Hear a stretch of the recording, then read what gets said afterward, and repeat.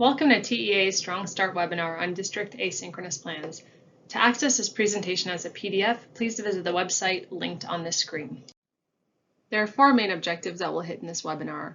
First, we will review the asynchronous methods for attendance and the asynchronous instruction plan template and rubric. This is information that TEA shared in a previous presentation, so we'll briefly review those two pieces. Then we'll move on to share an exemplar of an asynchronous plan, walk through that exemplar, discuss rubric ratings, and also the rating rationale for different sections of that plan.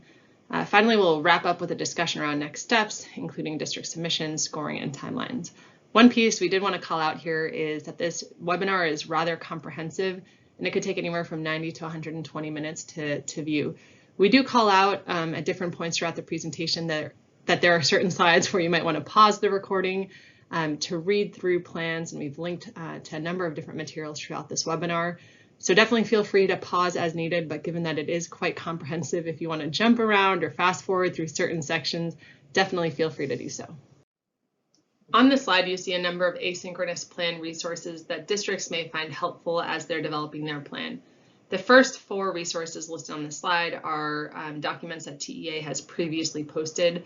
Relatively new are asynchronous plan exemplars, this webinar of the asynchronous plan exemplar, and the online application. You can find all of these resources using the link at the bottom of this slide. Using the link on the previous slide, you can navigate to a PowerPoint presentation, and within that presentation, there are links to a number of different district exemplar plans. And accompanying those plans, there is a document for each district that shares rubric ratings and the rationale for those ratings. So we hope that this will be helpful as districts work on developing their plans over the coming weeks. Specifically in this presentation, we will walk through Aldine ISD's plan, share rubric ratings and the rationale for those ratings. We also wanted to call your attention to Hawkins ISD, which is a small rural district. So if your district matches that description, you might find it helpful to take a look at what they have put together. Before diving into the asynchronous exemplars, we wanted to do a brief recap of what asynchronous instruction means and methods for attendance, which was released in a previous presentation.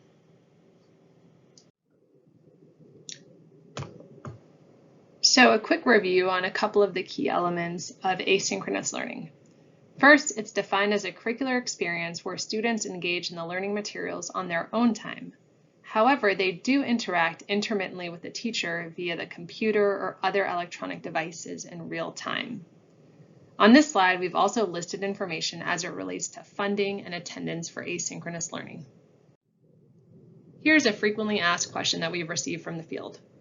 What if we want to provide a mix of synchronous and asynchronous instruction? Can we do that? What about pre-K? All asynchronous instruction plans absolutely can and should include a mix of synchronous and asynchronous instruction, especially for pre-K students.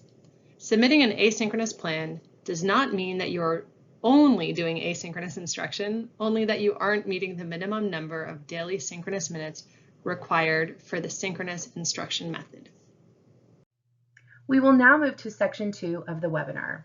In this section, we wanted to review the asynchronous instruction plan timelines and template, which were shared in a previous presentation.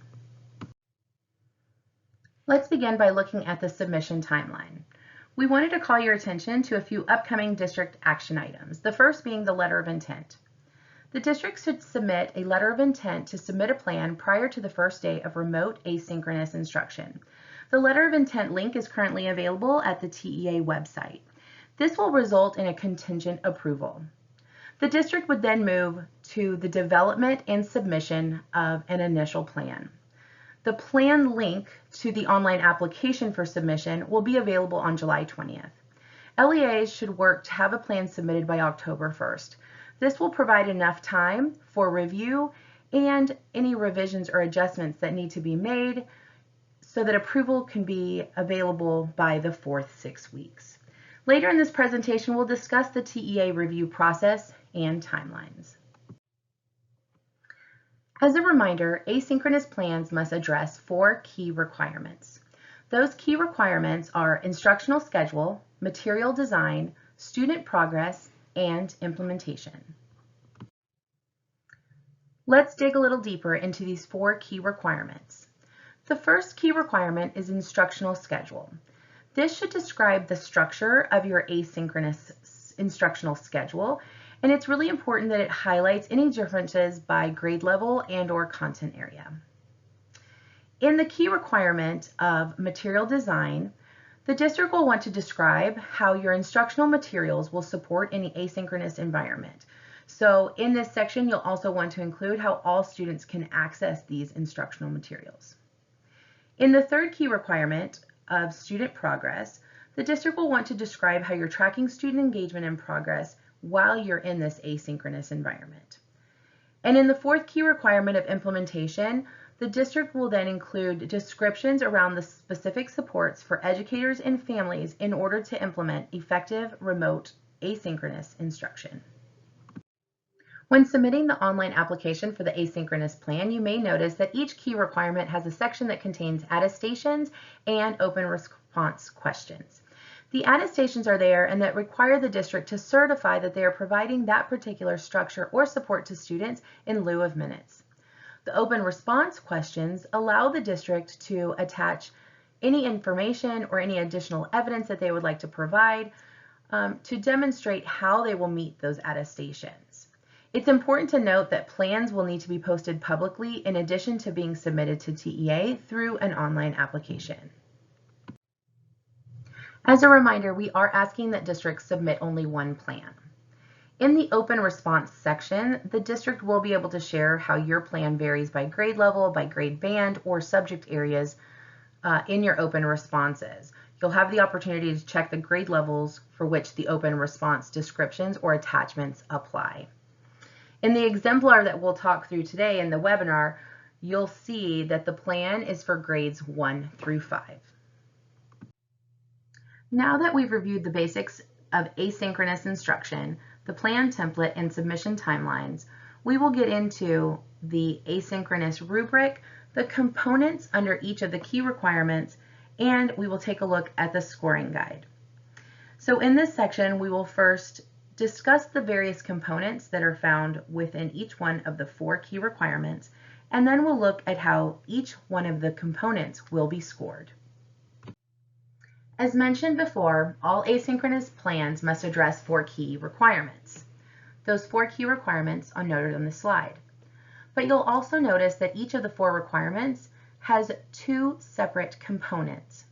And each of those 2 components will have an associated row in the rubric.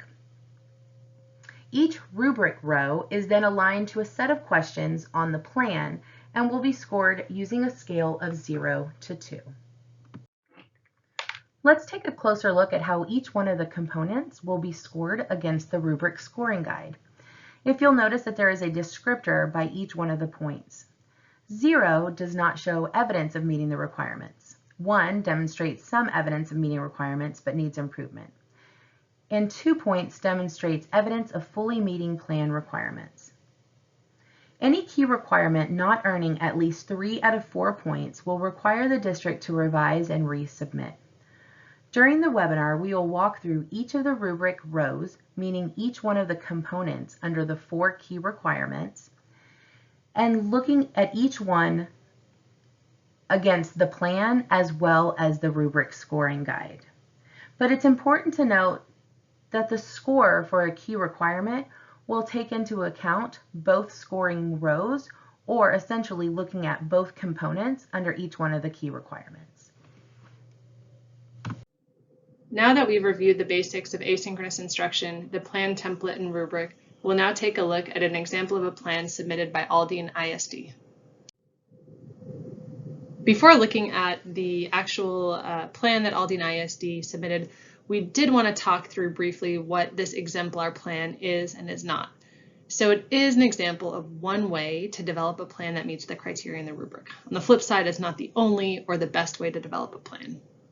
Secondly, it's an example of the level of detail LEAs could include in their plan to ensure the plan has enough evidence to be rated against the rubric, but not be overwhelming for LEAs to submit or for reviewers to review. On the flip side, this example is not a comprehensive plan that includes every detail for every grade, subject, campus, course requirement, or particular context that individual LEAs will need to consider. Finally, this example, it provides additional guidance and considerations for LEAs as they work to create their own plans. On the flip side, it's not an endorsement of any particular set of materials or products. You'll see a couple referenced throughout, and we hope that you do not take that as an endorsement of any of the products listed in the plan. So we're now going to walk through different sections of an exemplar plan. We'll start with one rubric row, then move on to the district plan, and finally share rubric ratings and rationale. We'll then follow the sequence for all sections of the plan and rubric. Here are the requirements for rubric row 1.1 that deals with the instructional schedule.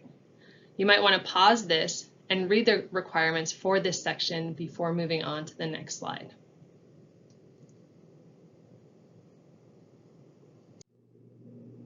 Here is part of Aldine ISD's plan, which addresses the instructional schedule for grades 1 through 5.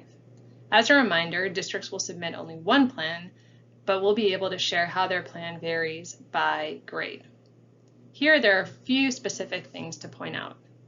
First, there's a specific amount of time carved out for each of the content areas. I also want to point out that there's a mix of both asynchronous learning, which are the light green rows, and synchronous learning, which are the light blue rows. Daily, you'll see synchronous office hours and interventions or small group instruction happening for 40 to 60 minutes. If you add up the time chunks throughout the day, you'll see that there's 300 minutes of asynchronous learning happening daily. Additionally, some students will engage with academic content beyond those 300 minutes daily if they engage in synchronous small group instruction or office hours. Here's the next section of Aldine ISD's plan, which still has to do with the instructional schedule, and we'll look at this in relation to rubric row section 1.1, student interactions with instructional content. Any of the information listed here in the gray row or column are questions that would be asked of districts when they're completing their plan. The first question is, what are the expectations for daily student interaction with academic content? In Aldine ISD's plan, you see that they have scheduled 300 minutes per day, which was basically based on the estimated time durations per subject listed on their plan. You'll also note that teachers track student login time and assignment completion via their online LMS and tailor the pacing and content based on the progress that they see with their students. Below, Aldine ISD has included their daily schedule for the different disciplines and then also restated that they will provide small group instruction, intervention, and office hours on a daily basis. The next question is, how will you ensure all student groups and grade levels have the opportunity to engage in approximately a full day of academic content every day? So here some of the information above is summarized. Aldine has stated that they will provide 4 hours, which is approximately 240 minutes at minimum of daily instruction for core subjects, which would exclude fine arts, electives, and PE, which would be equivalent to approximately a full day of academic content on campus. So they've got their 300 minutes of asynchronous learning total. They've got a mix of direct synchronous instruction and support through interventions, small group instruction, and finally office hours. Based on the plan submission, Aldine ISD would receive 2 points for rubric row 1.1, which deals with the instructional schedule and the time for student engagement with academic content. So let's look specifically at the criteria for 2 points in rubric row 1.1. That first bullet point states that there's a clear expectation for daily interaction with academic content. So if we think back to Aldine ISD's plan, you'll remember that the instructional schedule for grades 1 through 5 is posted with specific time increments for students to engage in asynchronous learning through several methods. The schedule also listed synchronous time for office hours and differentiated support. Let's move on to the second bullet point for the 2-point requirements on the rubric row 1.1. Here you'll see bolded the word "and." As a reminder, this is to indicate that to receive 2 points here, districts must meet the requirements in bullet point 1 and those in number 2. So here it states, times are defined for student interaction with academic content. So thinking back to Aldine ISD's plan, their description clearly defines that students have 300 minutes of asynchronous learning per day. Time durations for each content area are clearly defined, and while times are defined, asynchronous learning activities are self-paced, so this gives students and families the flexibility to work at their own pace and on their own schedule. Finally here, you'll see the last bullet point states that it is clear that all student groups in grade levels will have the opportunity to engage in approximately a full day of academic content daily. Thinking back to Aldine ISD's plan, you'll remember that their description clearly defines that students have 300 minutes of asynchronous learning per day, that student groups can also get support during synchronous office hours, which are determined by student choice, and intervention blocks, which are determined by progress monitoring. The district has also clearly noted considerations for instructional alignment between asynchronous learners and synchronous learners, therefore accounting for all students engaging in a full day of academic content. Now let's move on to rubric row 1.2, which still is under the key requirement of the instructional schedule and deals specifically with the expected time for students to interact with teachers and receive instructional support. So this might be a great place to pause the webinar and read the rubric language for 0 points, 1 point, and 2 points. So here are the questions aligned to section 1.2 on the rubric. The first question is, what are the expectations for teacher-student interactions? So you'll see in Aldine ISD's plan that there are expectations around daily feedback for students. They build this out more in their student progress section, which we'll get to later in this webinar, but there is that baseline expectation that there is feedback provided daily.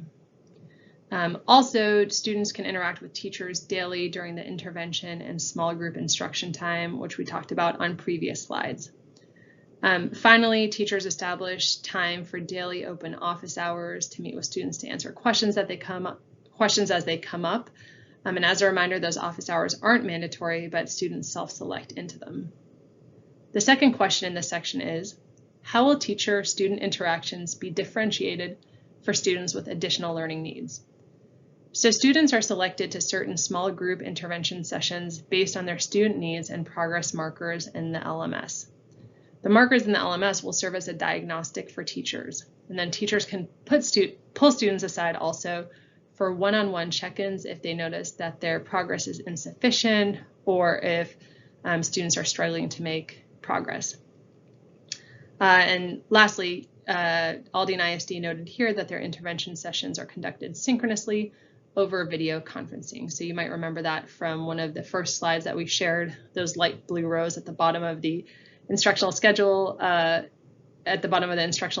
table noted times for synchronous small group instruction and interventions. Additionally, students with disabilities, students of special populations, or English learners have access to additional accommodations in the instructional materials. And we'll talk about this a little bit more depth in the instructional materials section of this webinar, and you'll see more evidence of that in their plan. For higher needs students, teachers may have additional touch points with them, which could be longer and more frequent, and access additional tools and accommodations within the LMS. And lastly, as a reminder, there are opportunities for personalized support through Aldine ISD's office hour structures that their teachers will have. So Aldine ISD's plan met the requirements for 2 points on the rubric in section 1.2. So we're going to dive into some of those specifics right now. As you'll see here, the first bullet point for section 1.2 under 2 points is expectations and pre-planned times for teacher-student interactions are clear in the instructional schedule.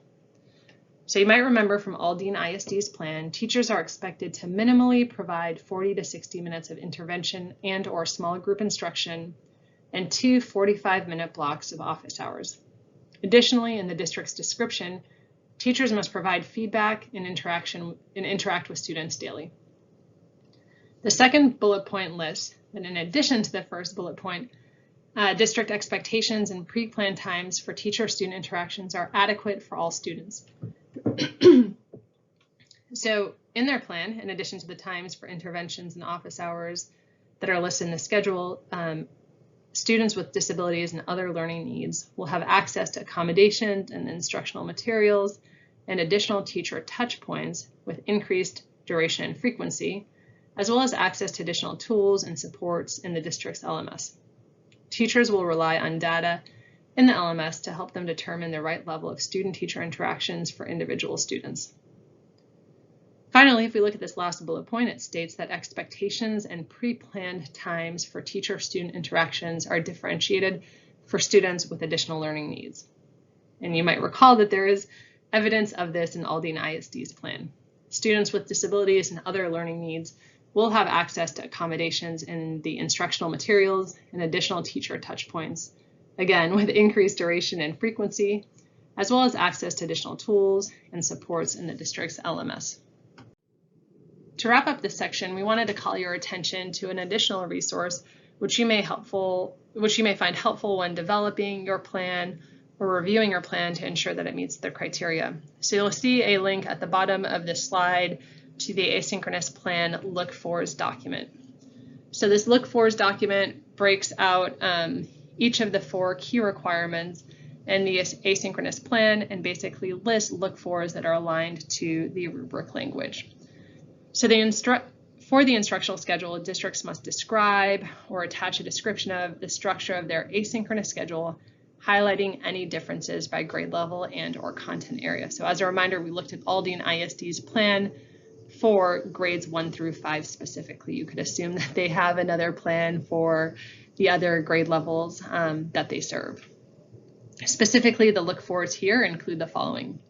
Expectation for daily interaction with academic content is clear, with defined times for student interaction with academic content. The schedule ensures all student groups and grade levels will have the opportunity to engage in approximately a full day of academic content every day.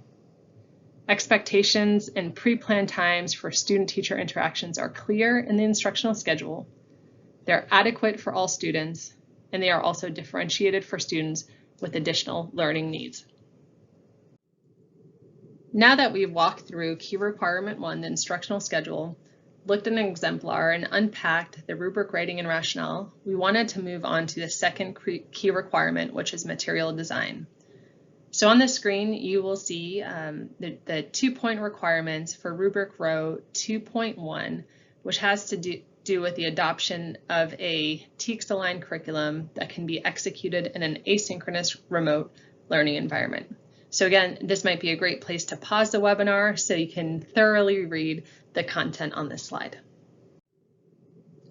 So for Aldine's 1st through 5th grade curriculum adoption plan, they've included math, ELA, SLA, science, and history. So we're going to cover just a couple of these subject areas in this presentation, but definitely feel free to reference their full plan on TEA's website. So a few things to point out on this slide. Aldine ISD has adopted and uses Go Math and Core Knowledge Language Arts, both of which are research-based and TEKS aligned. Progress monitoring occurs through a variety of tools noted on the slide, such as Schoology activities, digital district assessments, and M-Class progress monitoring.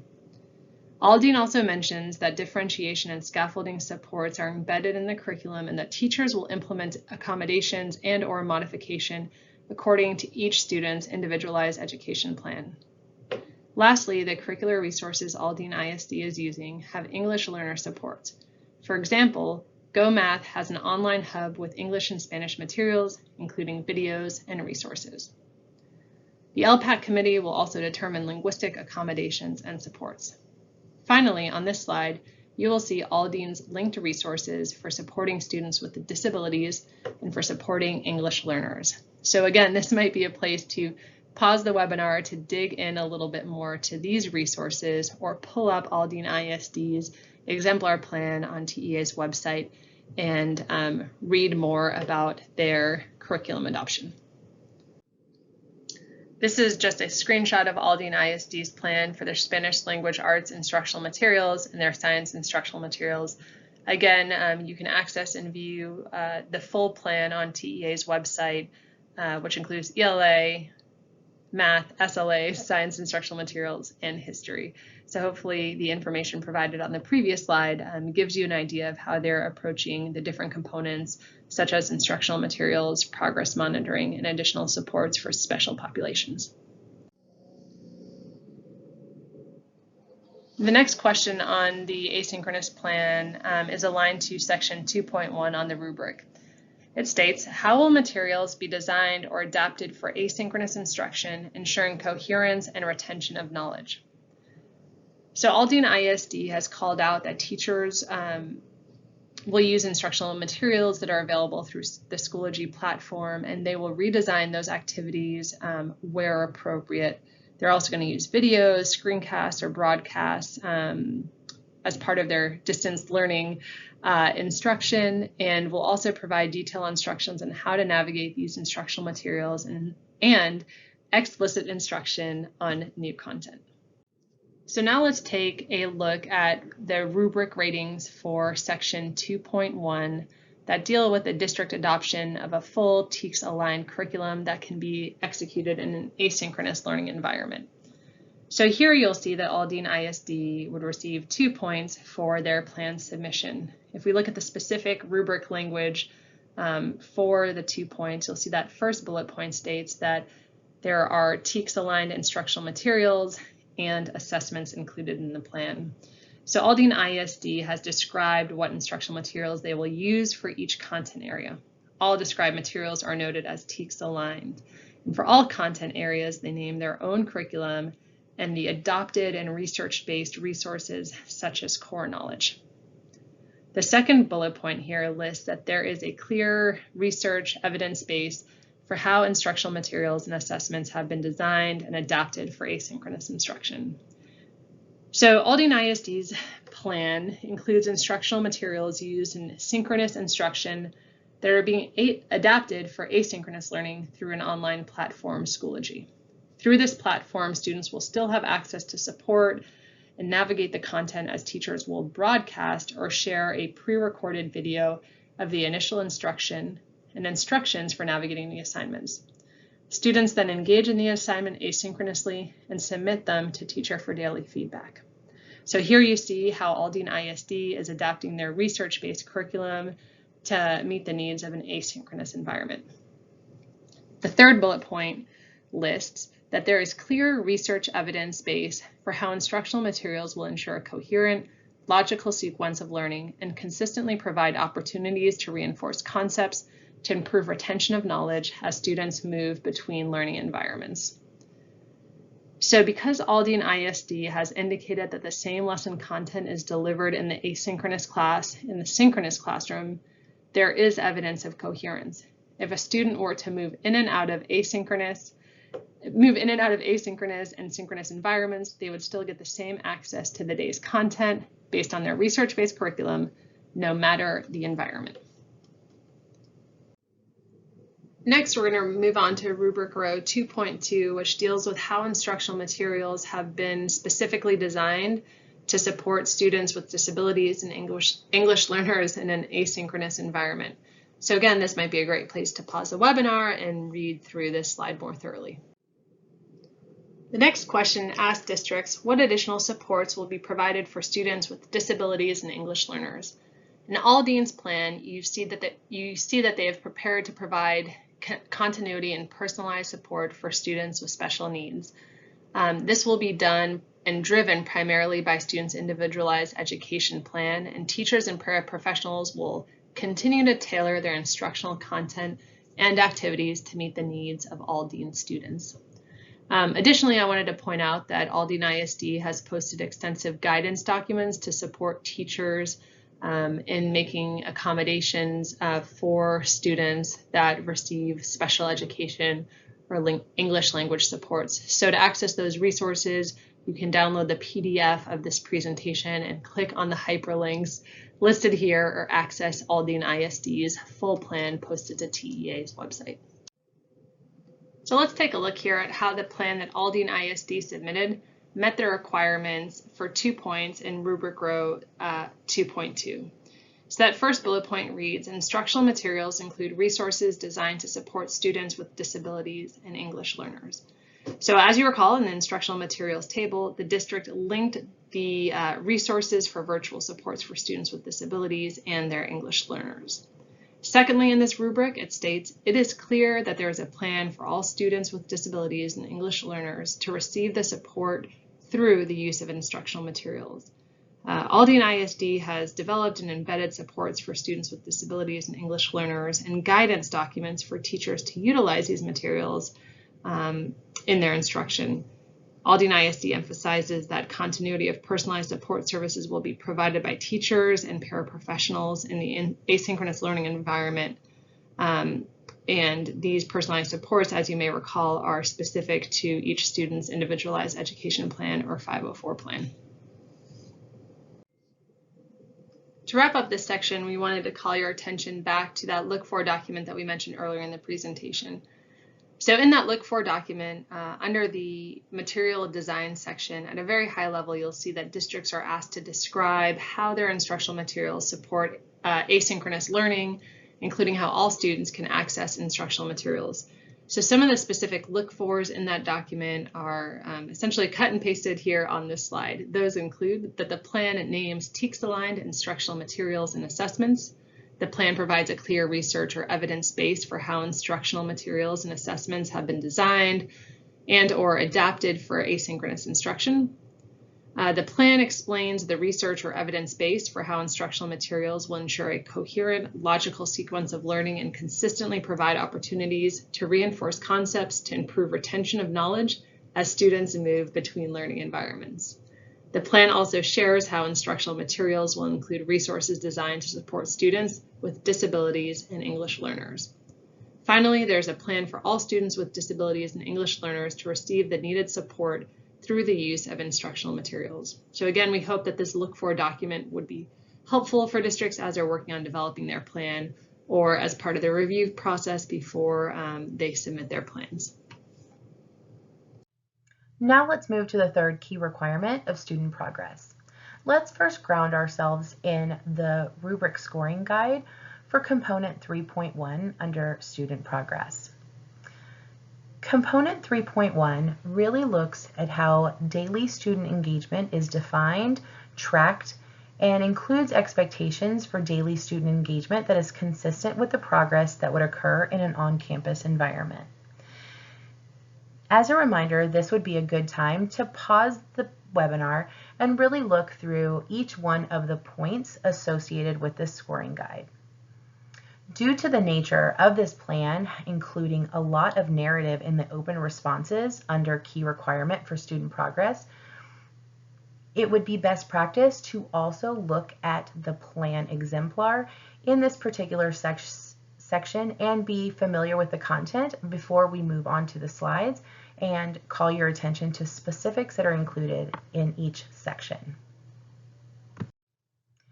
Let's take a look into Aldine ISD's plan under tracking daily student engagement by looking at their response to the question, what is the expectation for daily student engagement? So they note that students are going to be required to engage daily, and students who do not demonstrate engagement on any day will be marked absent. So students can demonstrate that they are engaged by participating in completing instructional tasks, by answering questions, or submitting assignments, completing projects, or submitting pictures of assignments and tasks. So all of those associated activities will demonstrate engagement and therefore count as being present for that particular day. Aldine ISD has included more specificity into how they'll be tracking daily student engagement by looking at this through 3 possible attendance markers. So they can demonstrate engagement by daily progress in the management of their LMS system, by daily progress via student-teacher interaction, or by completing and turning in assignments. So for the grades noted in the plan, by default, the students will be marked present for remote asynchronous, but teachers will then be expected to go in and monitor and check for student engagement each day and to adjust accordingly. Since this is an asynchronous plan, it's just important to note that they did include how students have the opportunity to engage later in the evening, and that is an option for late night engagement for the distance learning teachers to then go in. So students can then be considered engaged, and they have until midnight each day to be considered engaged. So they would be able to check in the LMS, and that would be then considered present if they are actually showing any kind of progress in completing or submitting assignments. Aldine ISD also included how the district intends to roll out progressively higher expectations around levels of engagement throughout the year. So they have included the 3 phases that they would be moving towards throughout the year. If you'll notice in phase 1, they're going to be looking for students to be engaged and marked present when a teacher observes that they're working on the virtual curriculum and interacting and submitting assignments. And that's going to be verified in their LMS through timestamps. But then they're going to be evaluating at the end of each grading period to determine the district's readiness to move to a higher level of engagement expectations. So phase 2 actually shows that a teacher would observe a student working on 4 or more subjects every day. And then phase 3, which is actually teachers observing that students have completed a minimum of 4 time bundles of 45 minutes for elementary schools, or 6 time bundles of 45 minutes for middle school and high school. So that is definitely showing a kind of additional engagement and students kind of progressing in the level of engagement throughout the year. Also included in this component is that the district has adopted the following approaches or terms relating to how they'll be tracking daily engagement and attendance.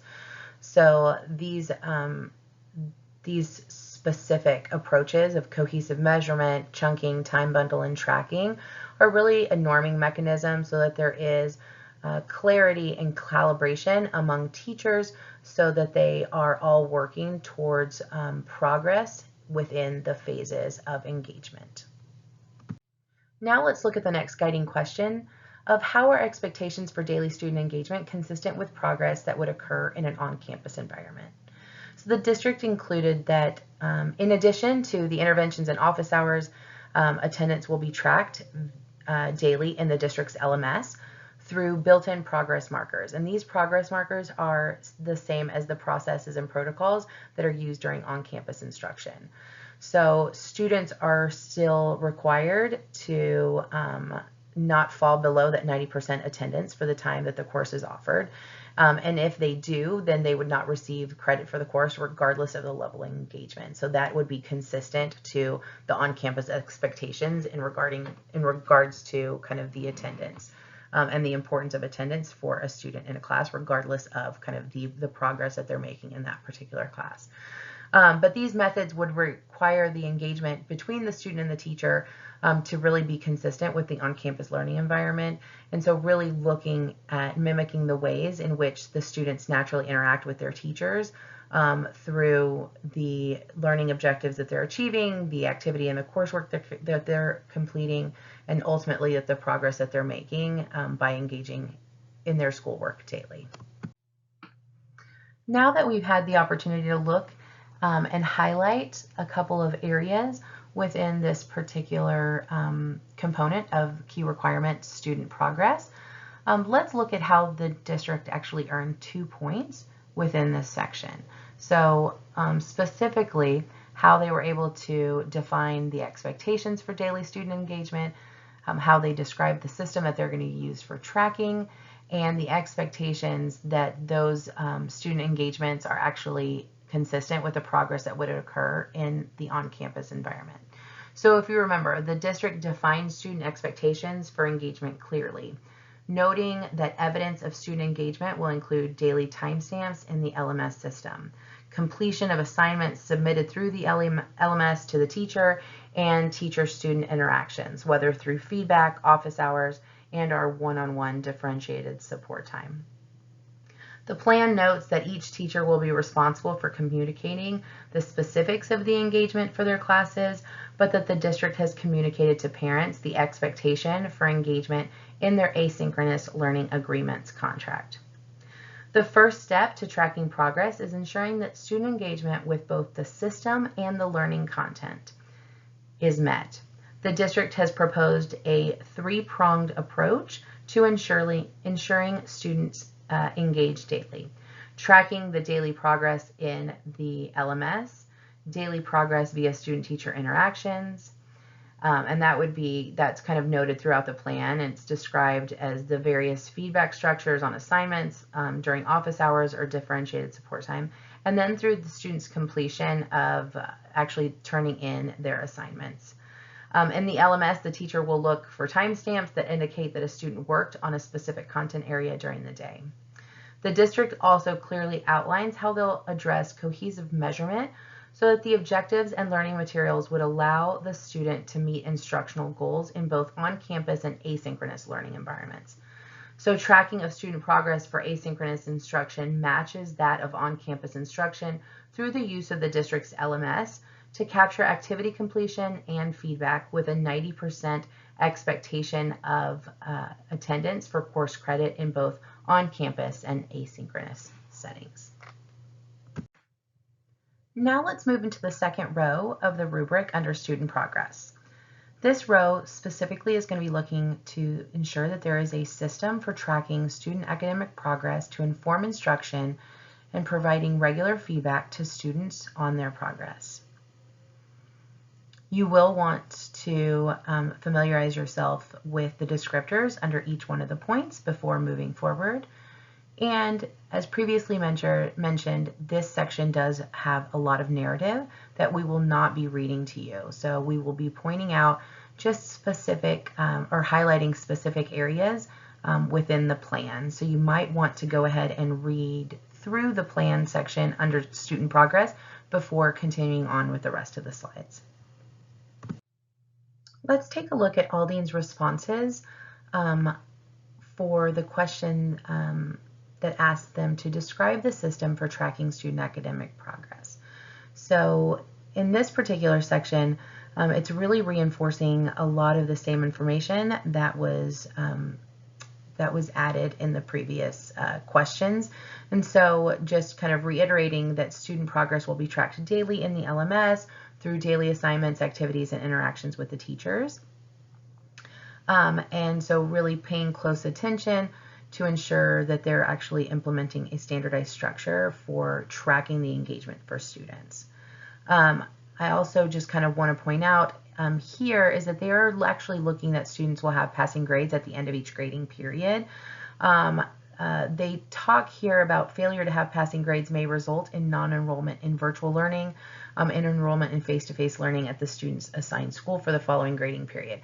While I think just clarifying that that is not something that would be allowable if it was a district decision, but with the interaction between the district and the parents that I think is described kind of in sections that we have to come, it's really about ensuring that there is frequent communication with parents so that that decision is come to together. So really building on the relationships as far as like what is best for the students and the progress that they're making in making that decision. So I think that's just one point that I wanted to clarify here in this particular section of the plan. So kind of building on like the communication that they're actually having in tracking student progress, parents have access to the student work and the interactions with teachers. They're able to see the submissions as well as the feedback that's provided, and they can access that in the parent portal of the LMS. So parents can actually go in and customize that and designate whether they would like to receive weekly or daily progress reports on their student. So that parent portal is really important because it's really establishing the communication channel between the parents and the teachers. And so they are really utilizing kind of what's available to them to ensure that the expectations for the student engagement and the monitoring of progress is actually shared with the parents. And so I think by having that commitment form that actually clearly lists the expectations that they have for parents and the level of support that will be required for them to actually participate in this kind of asynchronous instruction is just really important to ensure that the parents understand kind of what's being asked of them. Another piece I think is important to note is while the district is working towards having a one-to-one device rollout, they are actually providing for students who may not have access to the LMS because they are kind of working in more of a paper-based, non-digital format for instructional content. So the district is kind of working towards having or implementing more traditional grading and phone check-ins to measure academic progress for these situations. So planning for those that may have limitations in regards to devices. Now let's take a look at the system that the district is planning to use to provide regular feedback to all students regarding their progress. So a couple of things that I wanted to point out here is that Aldine is actually setting the expectation that teachers provide daily feedback, even though kind of the requirement would be that they're receiving feedback at least weekly. So Aldine has kind of set the expectation to be a little bit more rigorous and that teachers are actually providing daily feedback in at least one capacity within their LMS.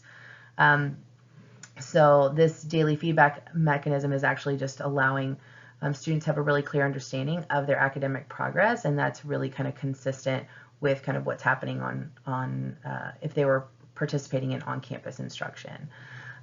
With kind of the limited synchronous learning time, teachers have the opportunity to provide interventions and small group instruction as well as holding office hours. So elementary school teachers are expected to host 40 to 60 minutes of interventions and 2 45-minute office hour sessions each day. And teachers will be reviewing each individual student's progress and conduct outreach for small group intervention sessions where and when they see that it's appropriate. I also thought that it was interesting that the district has also included that they're going to be participating in kind of entry diagnostic assessments of math and reading at the beginning of the year, and then we'll continue with kind of a cadence of district common assessments. And so I think this really speaks to them wanting to know kind of what gaps currently exist and how they're working to kind of close the gaps that might have been due to the interruption in instruction because of COVID last year. So really getting a clear picture of where their students are and how they're actually starting to look at making progress. So now this leads us to the rubric rationale for 3.2 of Aldine ISD's plan. So really demonstrating and providing the rationale for how they've earned 2 points in this particular section. So there is a clear path for how they will track student academic progress through the LMS. In addition to these engagements and the use of the LMS to track overall progress and identify or address individual student needs, as noted in the instructional materials, the district has a system for formative assessments. They also reestablish a baseline student data through diagnostics in order to have a more accurate understanding of students' gaps in growth from the start of the school year. In the plan, the district notes that it's requiring teachers to engage daily with students and provide feedback on at least one assignment to start. The district has planned a phased system that will gradually increase both the demands on the teachers and the students regarding submission, review, and feedback of assignment. So you can see they've really met both of the expectations of having a clear system of tracking student academic progress, and then there's also a clear system for providing regular, at least weekly, specifically for Aldine, they're doing daily feedback to all students on progress. And this leads us to kind of the end of the student progress key requirement. And we end at each one of these key requirement sections with a reminder that we have a look-fors document. And this look-fors document can really be used as a quality check for the district as they kind of complete the development of each one of the 4 key requirements. So using kind of these look-fors to just ensure that there is kind of maximum clarity and specificity within the plan that really aligns with the rubric. So specifically for student progress, the look-fors are that there is the expectation for daily student engagement and that is defined within the plan, that the plan includes a system for tracking the daily student engagement, and it really explains how the expectations for daily student engagement are consistent with the progress that would occur in an on-campus environment. Additionally, the plan includes a clear system for tracking student academic progress, and that it's also has a system for providing regular feedback to all students on the progress. Now we move into the final key requirement of implementation. Let's first take a look at the rubric scoring guide, and we're going to first pay attention to the first row within the rubric. So we're going to be looking specifically at 4.1, which is professional development for educators is planned and specific to supporting asynchronous instruction. At this time, you'll want to take a look at each one of the descriptors found under each of the point values, as well as taking a look at the exemplar plan under the implementation key requirement, just to familiarize yourself with the content, as the rest of the slides will only highlight specific sections of the plan. So the plan includes a pre-planned calendar for professional development. So let's take a look at the table that was included. So if you will notice that the table includes not only the topic, so you can actually see what is planned in regards to the topic. So the district's going to be providing kind of an overview of the tools that the educators are going to be responsible for using. So they'll have an introduction to the LMS, they'll have an introduction to kind of the Google Calendar and other collaboration tools that they're going to be using both for communication and workflow. They've also included when those trainings would be happening, as well as the key staff that they're going to be providing that training to. So you may notice that those topics are kind of going to be repeated for the key staff. I think it also speaks to how it's going to be tailored kind of at the start of the year, depending on the staff that's actually participating in the training. Additionally, Aldine also included the follow-up support that they're going to be providing. So specifically kind of what the first 2 weeks of the school year would look like. So probably pretty similar to what other districts have already planned, but really just identifying like what is the training that's going to be provided to new teachers, you know, how are teachers kind of getting familiar with different instructional models, how are they getting access to content that might be relevant to the content areas that they're teaching, as well as going a little bit deeper into kind of blended learning and virtual teacher expectations, as well as providing some time for them to kind of focus on planning and prep by including kind of some campus days where if there's any specific campus PD that needs to happen, they have also kind of carved out some time to address that. So this slide here is really looking at the additional training for primary and elementary school leadership teams that will be happening. So it looks like it's going to be held virtually throughout the summer and the fall semester. I think this really speaks to the fact that these trainings will not be provided just once and then not really followed up on. And so it really outlines that follow-up will also include replicating the virtual training with their respective campuses. So really giving the administrators the opportunity to kind of internalize the concept and then use kind of a more TOT model to kind of roll that out to the teachers. So they've actually identified the dates that those would be happening, and you can see that they're kind of going deep in the different instructional models at various different points through the year. So this particular follow-up support kind of talks about how they're getting through the 4 instructional models, and that kind of is taking them through January 5th of 2021. The narrative sections following the table that was included in Aldine's plan really gives the district to kind of provide further clarification or more specificity in the plan. So you can see that the PD calendar really outlined the primary methods of delivery for initial and ongoing professional development, and then they have the opportunity here to really name the skills and the tools that the professionals are going to be expected to become proficient in. So they need to be proficient in their LMS, they need to be proficient in Google Sites and Nearpod, and as well as the TOT model. And that's kind of what they've broken down and identified when that training would occur throughout the summer and the fall semester. The narrative section here also is utilizing the opportunity for them to speak to the expectations around specific roles within the district. So they've provided specificity around what is the expectation of the instructional specialist, as well as the expectations for digital learning specialists, the district literacy coaches, as well as campus administrators. So really being able to identify what are their specific roles and responsibilities when it comes to providing initial and ongoing job-embedded educator development opportunities.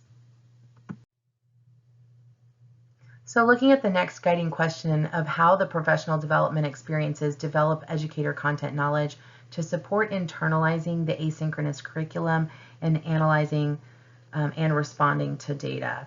So by having the pre-planned calendar that's really specific and not just and includes both who the target audience, what the topic is, and when those will occur, that kind of really provides this high-level overview of what are those initial trainings, what are the discussions that are going to be happening throughout the fall semester, and then how are they going to leverage their LMS so that educators actually can feel more confident in delivering course content and responding to data. So we heard in the previous section about how they're going to be using progress markers within the LMS, and here this is an opportunity for them to kind of share how they're actually going to be using those progress markers to ensure that the teachers are setting expectations, that there is understanding around the student engagement of their course offering, and how they're adapting materials and activities and the pacing, really using the data that they're collecting from those progress markers. And so they're able to actually replicate some of these best practices that you're seeing in on-campus instruction, and they're making those adjustments for this virtual asynchronous instruction. So this leads us back to our rubric scoring guide, and we have the opportunity to kind of summarize what we've seen in this section in regards to professional development for educators. So Aldine ISD's plan for this particular section did earn 2 points because they've demonstrated that they have this pre-planned calendar for educator with specific supports. Specifically, the district professional development plan includes district and campus instructional leaders as well as teachers. The plan includes specific training dates, objectives, and follow-up supports, and covers the use of technology and effective asynchronous lesson design and delivery, and how instructional leaders should support asynchronous instruction. The district PD calendar shows both training before the school year starts and follow-up sessions throughout the school year. District notes that they will include embedded site-based instructional coaching to support professional development and professional learning. And the district professional development plan includes a focus on content knowledge and follow-up support, and the district will provide embedded site-based instructional coaches that also focuses on developing content knowledge. So the district will provide training on how to use the LMS, as well as how to provide the necessary supports based on the progress that students are making and the adjustments that teachers need to make.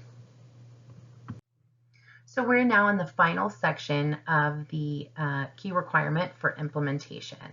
So we're going to be looking at 4.2, which is the second row of the implementation rubric. 4.2 is really looking at there is an explicit communication and support for families in order to support asynchronous work at home. So once again, you'll want to look at the descriptors under each one of the point values, and you'll also want to take a look at the exemplar plan prior to moving on to the rest of the slides. So the first guiding question under family communication for asynchronous learning is really asking the district to describe how they'll communicate the expectations for asynchronous instruction to family. So the district has noted that the communication with parents is going to be facilitated through the platforms that they have available on the Aldine ISD website, utilizing social media, Blackboard, the Let's Talk platform, as well as their LMS parent portal. They've kind of gone into more specificity around each one of those within their plan. In the next section, the plan includes a timeline for sharing expectations for family engagement and support of students. So the timeline includes kind of how the district will be interacting with parents, kind of starting middle of July, with having them complete the reentry selection process and completing a student commitment form. And so this is an opportunity for the district to really outline what are the commitments and expectations when it comes to remote asynchronous learning. And then moving into, once they've identified the parents that would be participating or want their students to participate in this particular area, identifying any of those parents that maybe have not and doing some targeted outreach to those parents to see if they need additional support with completion. Once they've identified kind of the group of parents that will have students participating in asynchronous instruction, they've outlined some time where the student services team will work with campus teams to ensure that they have students that are scheduled in the appropriate setting. So just ensuring that the students' kind of schedules are really representative of the choices that the parents have made for them. Moving further in the timeline, then it starts to speak to how they're going to be preparing their families to actually support the students that are participating in asynchronous learning.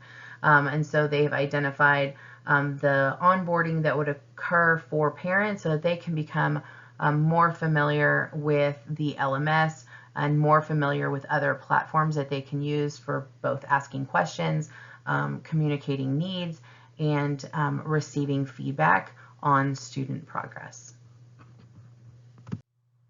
So to ensure that the district is really thinking through how they're going to be providing additional supports and training and resources for families who may communicate that additional support is necessary, the district has kind of talked about different structures that they've put in place to meet this need. So aside from kind of some of the other communication that they've covered before, so continuously monitoring the Let's Talk platform, which is where parents can ask questions, and kind of regularly ensuring that they're sharing announcements and resources in both Blackboard, kind of the Aldine website, and through different social media outlets. They've also dedicated the Aldine Family and Community Engagement Department to partner with campus leaders to provide additional support. So they've kind of outlined what are the responsibilities and what role will this department take in communicating and supporting families who may need additional support. They've also kind of introduced kind of parent engagement nights, where those will be available at each campus kind of for ongoing support and training, and there would be kind of dedicated time within a teacher's daily office hours to support the needs of individual parents. So really trying to tailor kind of the opportunities that they have district-wide and campus-wide to ensure that families feel comfortable in kind of sharing their needs and knowing that the district's going to be responsive to those requests should they arise. So now this leads us back to the rubric rationale for Aldine ISD under this particular section under family communication for asynchronous learning. So this will provide us an opportunity to kind of look at how we can kind of summarize what we've seen over the last couple of slides that really earned the 2 points in this particular area. So the district has described both the platforms and the means for two-way parent communication that capture a variety of platforms for varied types of communication. So they listed Blackboard and Let's Talk and the LMS parent portal, and they included a timeline that specifies initial and ongoing communication and support related to parent and the monitoring of student progress within their asynchronous instruction. The district plan also included clear expectations for parent engagement with district follow-up actions to support completion of necessary activities. The district provided an opportunity for parents to sign up for automated progress updates through the LMS.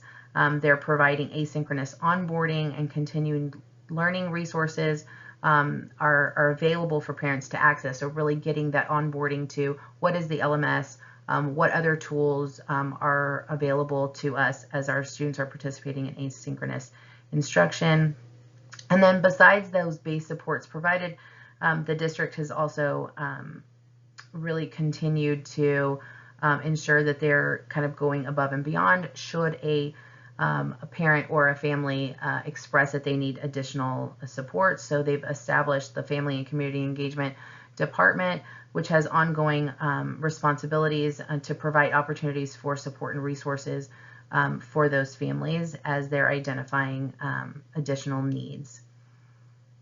Additionally, the plan also outlines how teachers also kind of carry the responsibility to utilize their office hours to also support parents or any questions and needs that are being communicated by parents specific to how they could better support their students. And as a reminder, the implementation key requirement is also captured in the Look Fors document. This is an opportunity for the district to really ensure that they have been really thorough in developing out this section of the asynchronous plan. Specifically, they're going to want to look to ensure that they include a pre-planned calendar for educators with specific supports for implementing asynchronous instruction, that PD calendar includes both initial and ongoing job-embedded development opportunities. So ensuring that the plan includes how the professional learning is developing content knowledge to help educators internalize the asynchronous curriculum and the materials, but then also how they're going to use it to analyze and respond to data with the use of instructional materials. The plan should describe how there will be explicit communications for families specific to the expectations that are necessary for asynchronous instruction, so how those families really know what's expected of them should their child be participating in asynchronous instruction, and that that plan has reasonable expectations for family engagement and support of students. And then finally, that the plan includes additional supports, training, and/or resources for families who may need additional support. And then just as a reminder, we have on the PDF version of this webinar, we've included helpful links for you to actually then find the asynchronous plan Look Fors document so that you can kind of see all 4 sections all captured in one document. Finally, we wanted to wrap up with some information around submission scoring, next steps, and resources available to districts. We shared information about rubric scoring in one of our earlier presentations, but wanted to loop back to this now that we've had the chance to walk through an example of a plan, discuss rubric ratings, and unpack the underlying rationale for those rubric ratings. When a district submits a plan, there are basically 2 possible outcomes. One is that the plan is approved. The second is that the plan is in need of some revisions, in which case it will be returned to the LEA with written feedback from TEA, and districts will have the opportunity to revise and resubmit that plan.